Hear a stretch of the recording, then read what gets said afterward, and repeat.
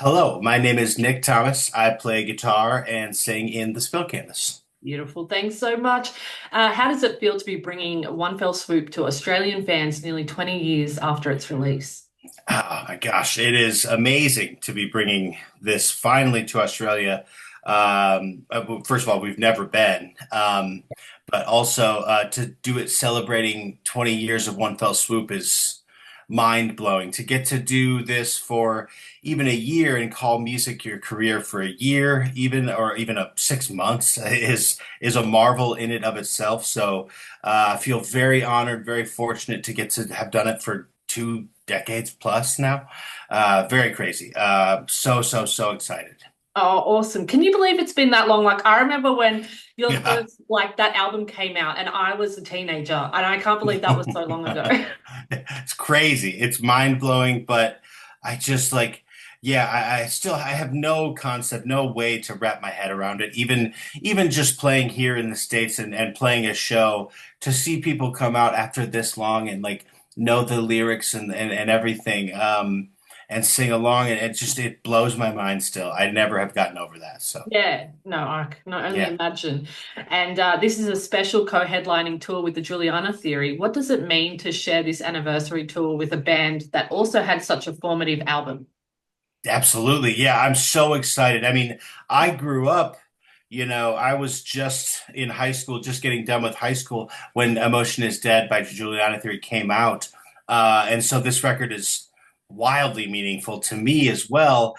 We recently, maybe 4 years ago or so, had Brett and Josh from Juliana Theory open up acoustic for one of our tours. And that was like one of the coolest things ever for me personally, for all of us. But it's so cool to just be pals with them now, and they have 25 years they're celebrating on this, or 25 rather, on this record. So just it's unbelievable. It's such a cool pairing. I'm so stoked to do it. Yeah, yeah, it is really such an awesome, like the perfect pairing, I reckon. Yeah, I And think so. what can Australian fans expect from these shows? Are you playing One Fell Swoop back to front? Are you playing some newer albums? Sure, yeah. So we're just gonna do One Fell Swoop as it is, front to back. Like, we think it's kind of like, we spent a lot, although I might change other albums. I think for the sequencing, when we were making One Fell Swoop, we Yeah, chose very specific, everyone does, every band and artist does. They want the sequence of the songs to be a journey, and a ride. And that's exactly what we liked the most, is the way that it is. So we're going to play that front to back. And then hopefully, the album ends with Self Conclusion, which is just a solo singer songwriter type vibe song. And so I'm just gonna do that, but then I think we'll have the rest of the guys come back out and just rip through 2 to 3 more bangers. I would like to think we can get in there. So yeah, wicked. Awesome. yeah. And you guys, you just mentioned you've never been to Australia. What are you most looking forward to playing here? Oh my gosh. Like which venue, or just like, I guess any, since you haven't been here, I guess, what are you most excited about Australia?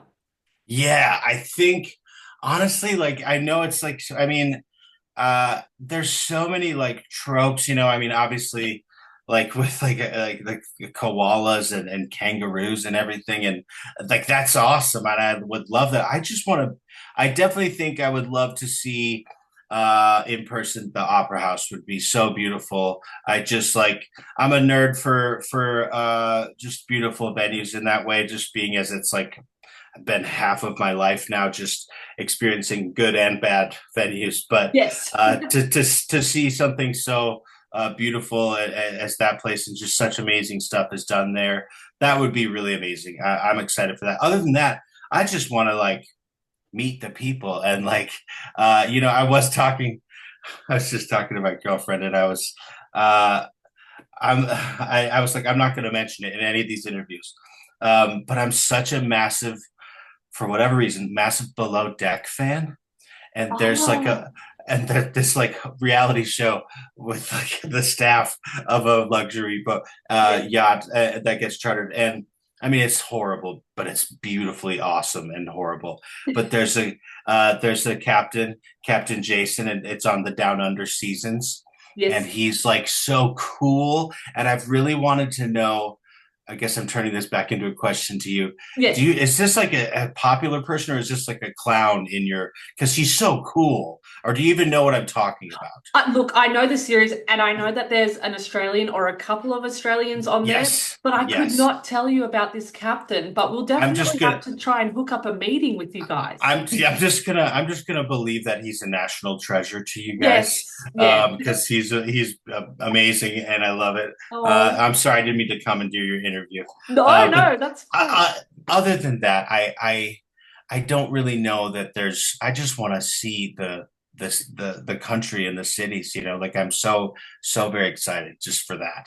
Yeah. Oh, beautiful. Now I have to look up this dude and see. Yeah, Yeah. Captain Jason. He's the main. He's the only Okay. captain on the down. This is such so embarrassing. I don't know. It's just No. like I mean, reality TV is what it is, but I'm not really. I'm not very versed in a lot of it. But for some reason, that show is just like I just love watching the chaos of that show. But yeah, Captain Jason. He's the coolest Australian I've that I would love to meet. Oh. Thus far. That's awesome. That is so cool. No, I know what you mean about reality TV. Look, I love to hate on it, but I actually watch a lot of it just to Oh tune out yeah. and yeah. Absolutely. It's the best tune-out Yeah. material. Absolutely. And looking back on One Fell Swoop, what stands out to you most about the writing or recording process? You know, I think the standouts for writing and recording One Fell Swoop are definitely like uh, I would say that I I would like to say that I have a ton of memories, but I mean it's 20 years ago and plus almost at this point, but honestly, I think it was just like my it was our first time in a real recording studio, and we were there with Ed Rose, our producer and engineer and mixer, and it's at Black Cloud Studios in Kansas, which is where the Get Up Kids.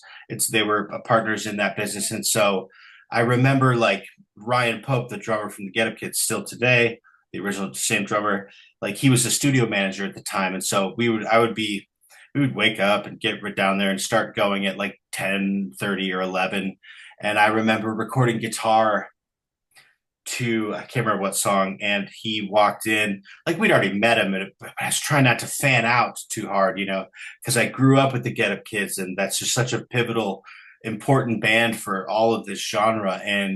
Uh, and I remember him coming in and he was like, "How's it going today, boys?" And he kind of gave me like the shoulder rub. And I was like, oh my Oh my god, like God. this is am I like I was like, oh, try to be cool, like be Yeah. cool. And I was like, hey dude, like it's just it was not I was not cool. But I remember little moments like that and Yeah. him coming up, him like really vibing with us and coming up and having some drinks after one of our days of sessions. And it's just I loved the process of creating and I very much learned how to do that in this during recording this record. And the studio side of the thing versus the live performance is vastly different. And this album was my first step into that and our first step into that as a band, and it means so much in that way. Yeah, yeah. Oh, I can only imagine like when you're sort of starting out and then you get someone like that walk in and you're trying to Oh, play like cool. just be cool. You're just trying to be cool, Yeah. and you end up being way more awkward than you're trying to be. But at least in my case. But no, I mean, he's still a dear friend today, and that's just an awesome thing to get to meet these people. Like, because I always like to feel and think that you don't ever stop becoming a fan, like yourself, even though you may have had successes and failures and whatever, and maybe you're even jaded or something within this industry, which is very easy to become. Mhm. But I'm still so inspired and such a fan of so many artists, especially even new artists that are coming out. So it's just always be a fan. Yeah. Well, speaking more on that, you guys have toured with some major bands. Do you have a certain memory with one of those bands that you'd like to share with us that kind of sticks? Oh man, yeah, man, there's a lot. Yeah. There's so many. I think, I mean, just like, when if it's in particular, there are other bands like, I mean, so many bands we toured with, but like there was in particular, like a regarding these large bands. We had toured with the Goo Goo Dolls, and we did a tour with One Republic Mhm. before One Republic, not before, but like they were on their way. Their first album had just come out, and we toured with them. And I mean, Ryan Tedder has become like one of the most prolific pop songwriters like of our time, anyway. And it was just so incredible to watch them perform every night. But I do remember, I mean, it's just so nice and so down to earth, and the same goes for Johnny and the guys in Goo Goo Dolls. But I remember the Ryan Tedder from One Republic. I was just feeling a little loose that night or whatever. Maybe had a few drinks, and I was like, I'm gonna ask him to just listen to my demos. Like I have some new demos, Yeah. and like he was like, absolutely, after the show. And I was like, Yeah. he's Yeah. gonna like play the show and go right to the bus And and forget just about it. I forget about it. And I'm Yeah. like, whatever. And he comes into the green room and he's like, let's go. And he has a bottle of like Johnny Walker Black, like he has like scotch, and I'm like, scotch, like what is this? And it's like fancy scotch, no less. And he's like, let's go. And I've got my laptop. I was like, yeah, absolutely. And just he gave me the most incredible notes, just moments like that where friendships are formed, and like you have a moment and a connection with because we're all, regardless of genre or level of success, when we're out there on the road together, like we are literally in it together. But even if you're not on the same tour, and maybe you have tours follow, it just whoever's touring artist wise and crew wise, like it's a small ilk of people that do it and have Mhm. done it and do it for a long time. And so it's like we're all in it together, and it's just such a beautiful way to connect. I love when we're able to do that and become have experiences and share experiences, become friends with these other artists. It's amazing. Yeah, yeah, truly amazing. It's funny, a lot of the people I interviewed, they say like it really is all about like when you're out on tour about who you're touring with, because as you said, like those are the only other people that are Yeah, doing it, and yeah, understand.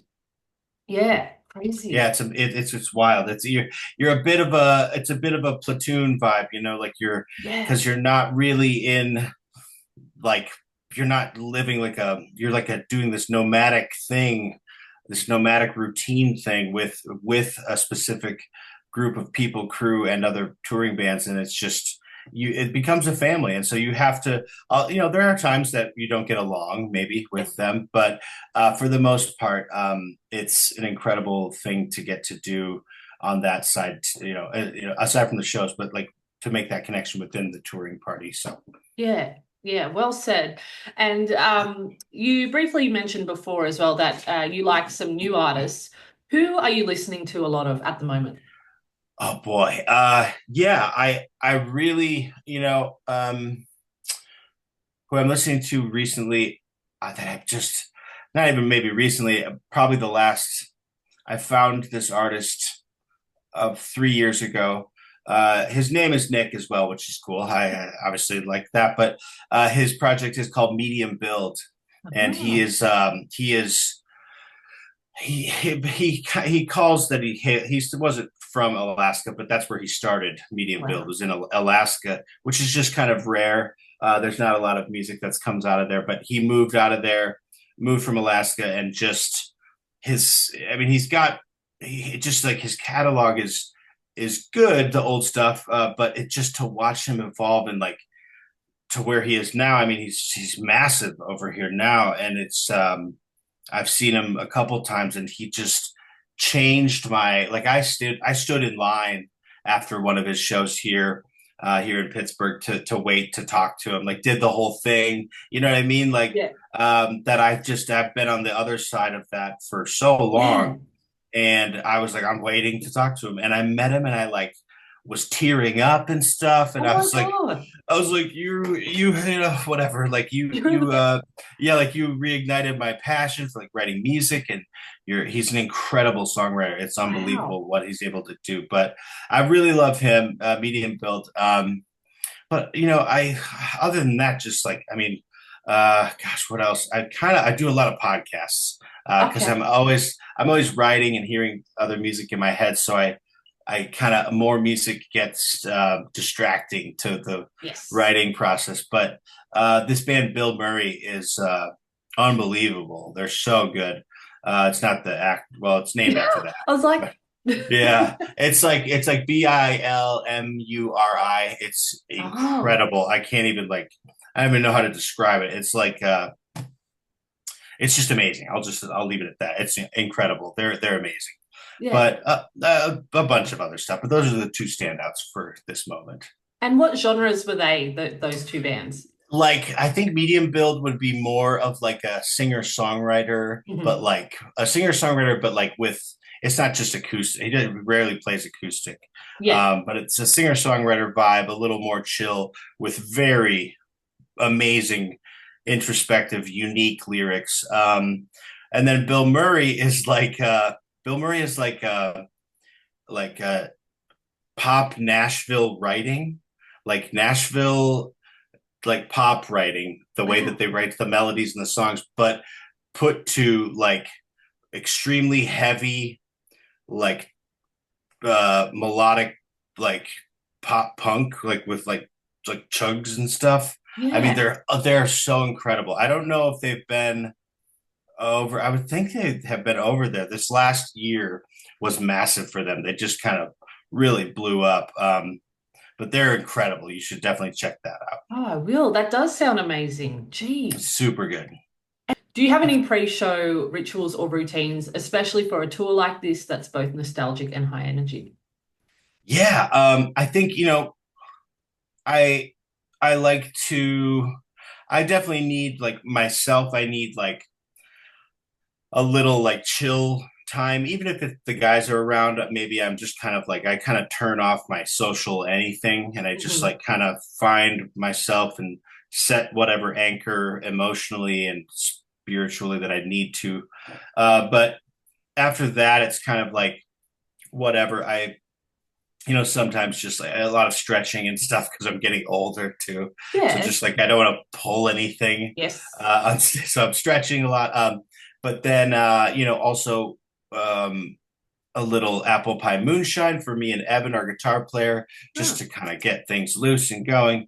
Mm. But the biggest thing is we do a huddle right before where it's like a whole thing. We have like our right hand in and our thumb like is connected and then the left hand is on the guy next to you. It's just this whole Oh, thing, wow. a big Yeah. ritual. And then we just kind of I don't I we dedicate the show to something, someone. We say something.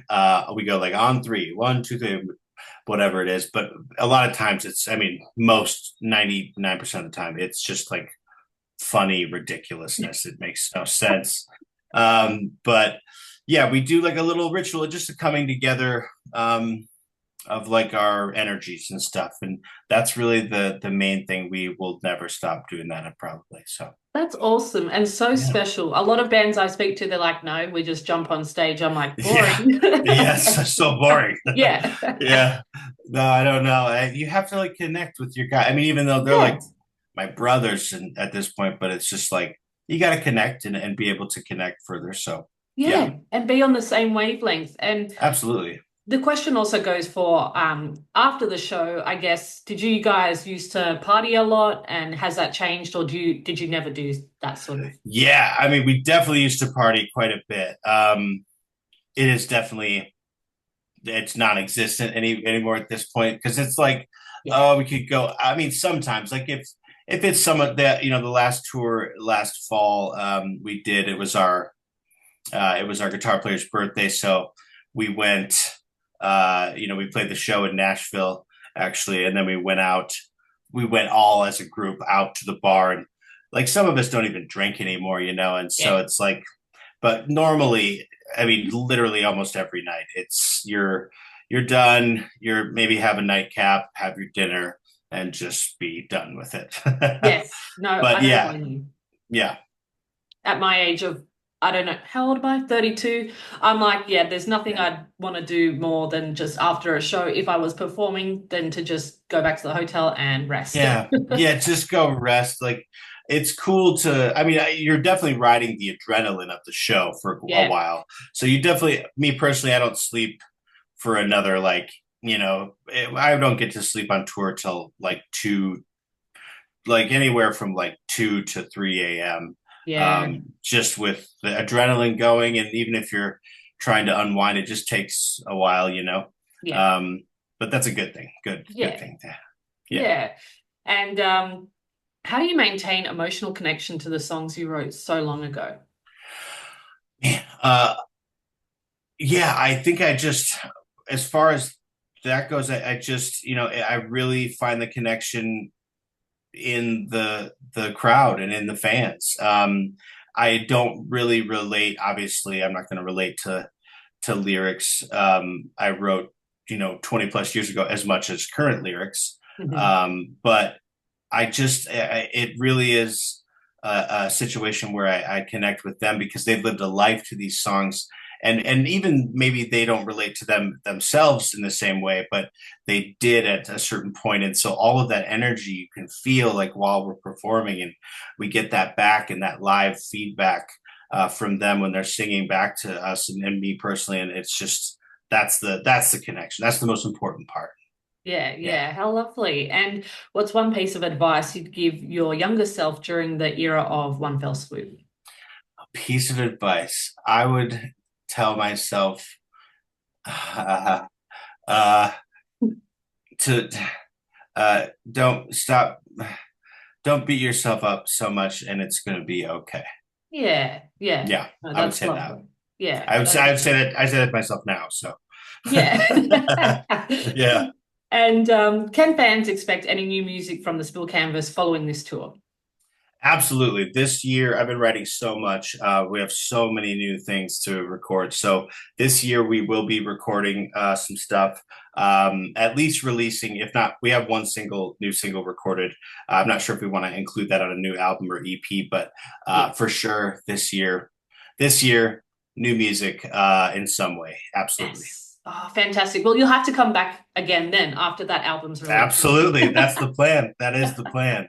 Oh, wicked. Nick, we can't wait to see you guys in July. Thank you so much for your time today. Thank you. Thank you so much, Angela. I appreciate it.